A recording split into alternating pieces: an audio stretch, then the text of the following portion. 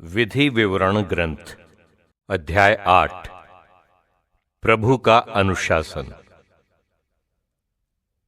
मैं आज तुम्हें जो आदेश सुना रहा हूं उन सब का सावधानी से पालन करो, जिससे तुम जीवित रहो, तुम्हारी संख्या बढ़ती जाए और तुम उस देश में प्रवेश कर उसे अपने अधिकार में कर लो, जिसे प्रभु ने शपथ पूर्वक तुम्हारे पूर्वजों को देने की प्रतिज्ञा की।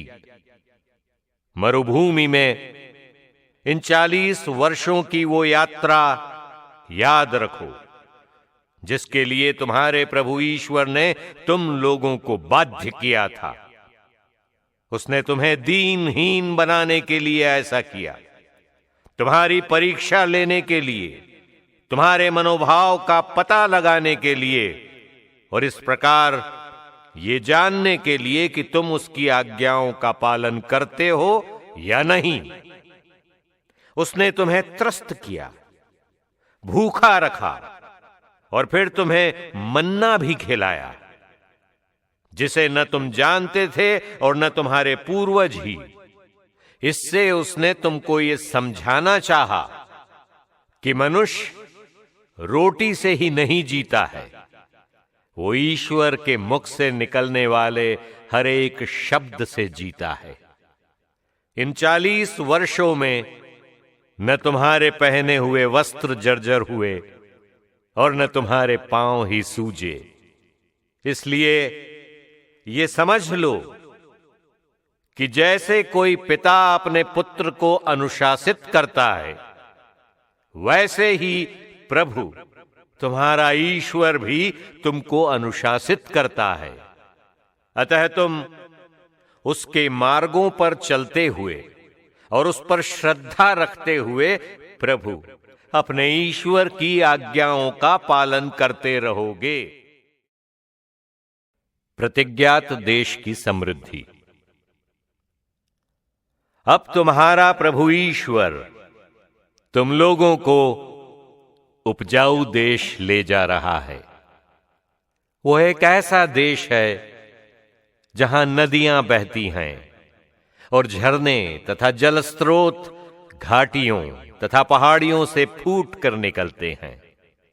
एक ऐसा देश जहां गेहूं और जौ है, दाखबारियां हैं, अंगूर, अंजीर और जैतून के पेड़ हैं, तेल और मधु है। एक ऐसा देश जहां तुम्हें प्रचुर मात्रा में रोटी मिलेगी और तुमको कभी कोई कमी नहीं होगी। एक ऐसा देश जहां के पत्थरों में लोहा है और जहां के पहाड़ों से तुम तांबा निकालोगे, जहां तुम खाकर तृप्त हो जाओगे और अपने प्रभु ईश्वर को उस उपजाऊ भूमि के लिए धन्यवाद दोगे जिसे उसने तुम्हें दिया है। सावधान रहो, तुम अपने प्रभु ईश्वर को मत भूलो और उसके जो आदेश, विधियां तथा नियम मैं आज तुम्हारे सामने रख रहा हूं, उनकी उपेक्षा मत करो। कहीं ऐसा न हो कि जब तुम खाकर तृप्त हो जाओगे, जब तुम सुंदर भवन बनाकर उनमें निवास करोगे, जब तुम्हारे गाय बैलों और भेड़ बकरियों की संख्या बढ़ जाएगी, जब तुम्हारे पास बहुत सोना चांदी और धन संपत्ति एकत्र हो जाएगी, तो तुम घमंडी बन जाओ और अपने प्रभु ईश्वर को भूल जाओ। उसने तुम लोगों को मिस्र देश से, दास्तां के घर से निकाल लिया। उसने इस विशाल भयंकर मरुभूमि में विषैले सांपों, बिच्छुओं और प्यास के देश में तुम्हारा पथ प्रदर्शन किया।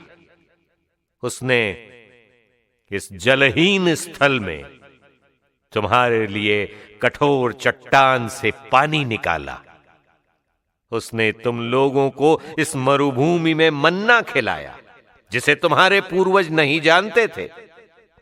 उसने तुम लोगों का घमंड तोड़ने के लिए और तुम्हारी परीक्षा लेने के लिए ऐसा किया। जिससे आगे चलकर तुम्हारा कल्याण हो। तुम लोग अपने मन में ये नहीं कहो, हमने अपने सामर्थ्य और बाहुबल से ये सारी संपत्ति एकत्र कर ली है, बल्कि अपने प्रभु ईश्वर का स्मरण करते रहो। वही तुम्हें संपत्ति एकत्र करने का सामर्थ्य प्रदान करता है, क्योंकि वो आज तक वो विधान बनाए रखता है जिसे उसने शपथ खाकर तुम्हारे पूर्वजों के लिए निर्धारित किया था। यदि तुम अपने ईश्वर को भुलाकर पराये देवताओं के अनुयायी बन जाओगे, उनकी पूजा करोगे और उन्हें दंडवत करोगे, तो मैं आज तुमको विश्वास दिलाता हूं कि तुम नष्ट हो जाओगे। जिस तरह प्रभु ने तुम्हारे सामने राष्ट्रों का विनाश किया, उसी तरह तुम भी नष्ट हो जाओगे, क्योंकि तुमने प्रभु की वाणी की अवज्ञा की है।